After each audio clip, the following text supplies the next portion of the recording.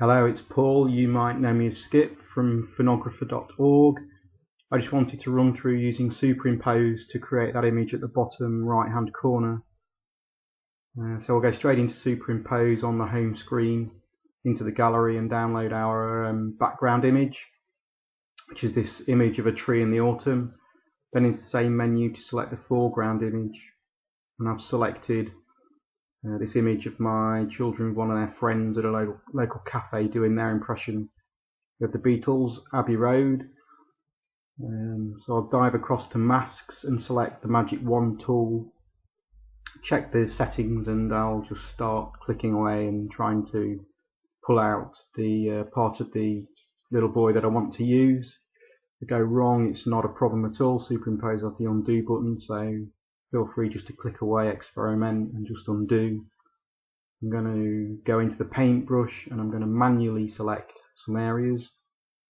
I'm going to make a bit of a mess. I don't want that at all, so I could either undo or erase. I've decided to erase on this occasion. So whatever feels right for the correction that you need to make. Again, I've made another mistake there with the magic wand, so I've just undone that. Going into settings to tweak the sensitivity of the magic wand to suit the image. So a little bit later on, there's my mask completed. I'm going to need to go into the invert at the center at the top there, which reverses the mask so that I've masked the background and the little boy now stands out. And I go into transform and I can resize and position him and put him where I want. And go into home and I can actually save that mask to use either in this image or in a later image. But actually I've already created another version of this mask which I'm going to download to use for this image instead. So there we are, downloaded. I'm now going to go back into transform. I'm going to resize and reposition and put it back on the image where I would like him to be. And now on the right hand side you can see the blend method. At the moment it's normal. I'm going to want to go through the usual options, and I think for this image I'm going to look at colour burn, and as normal I'm not going to want a lot of opacity with colour burn, so we're right up there over 90% transparency. And then I'm going to go into filters. With the filters you can see that I'm working on the foreground because the F is highlighted on the left hand side.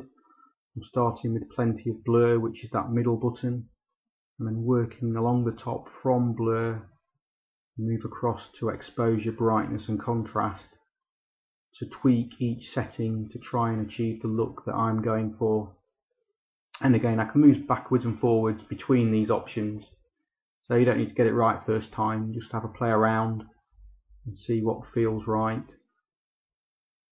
So move on to colour balance, tweaking red, green and blue with their opposite cyan, magenta and yellow, and again each adjustment just has a slight effect on the image.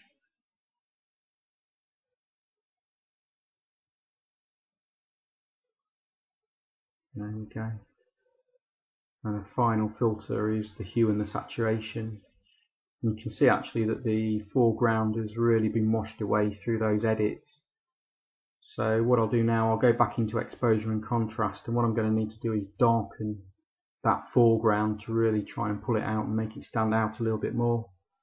But I don't want to make it stand out too much. I'm not really looking for to make it look like a real person walking along a path. I'm actually looking for some sort of wall art / graffiti type look. I'm not really worried about it achieving the full effect through this process because I will be pulling the finished image into other apps to do some further post editing once I've achieved the look in Superimpose. I think we're nearly there now, so once we're there we'll go into transform and we'll merge those layers together, so that stamps that foreground onto the background. And this is the one thing that's not undoable in Superimpose, so once that's done, it's done. We'll go to the home screen, we'll go back to our library and we'll select another foreground image, and this time it's going to be an image of some leaves. You can see that there's good contrast there between the leaves and the tarmac that I placed them on, and that was specifically with the masking process in mind. So we go to masks, and this time I'm going to go with the colour option, and I'm just going to click away on the leaves each time, trying to make sure that I've got all the colour out of the leaves that I'd like to get a complete mask.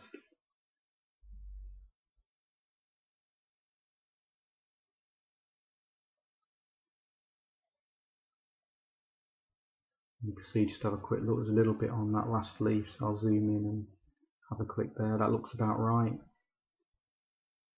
So I'll need to invert again because I've actually masked the leaves, and that's not what I want. I want to mask the tarmac. So I've inverted it to bring the leaves into view. And I'm just having a final clean within the masks menu using a brush, because the colour picker did leave a few stray bits and pieces. Now I'll go home and I'll save that mask so that I can use it again and again. And actually, as before, I have already created this mask, so I'll download the better version of it. I want to spend a little bit more time on. And what I'll do now, I'll go into transform, and here I will resize, rotate, distort, and I'll actually go back into the masks and I'll remove one of the leaves. No problem with doing that at all. One of the things I had in mind with this image was that leaves float to the floor. They tend to probably fall flat rather than falling or plummeting with any kind of speed.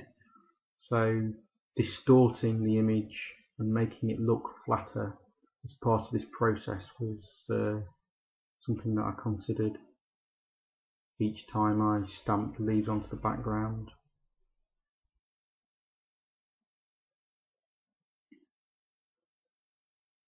So go back to transform and I'll merge them again. And again, that now means those leaves are part of the background, and again that can't be undone. Back to the home screen, download the leaves again from the saved masks. And there they are. And we'll go into masks and we'll delete again any leaves that we don't want for this particular sort of stamp, if you want to call it a stamp. And we'll rotate and distort and position where we see fit. And again, you've got to keep in mind perspective now while you're doing this. Leaves closer to you are obviously going to appear bigger, so with each layer of leaves that you add, it's possible to go a little bit bigger.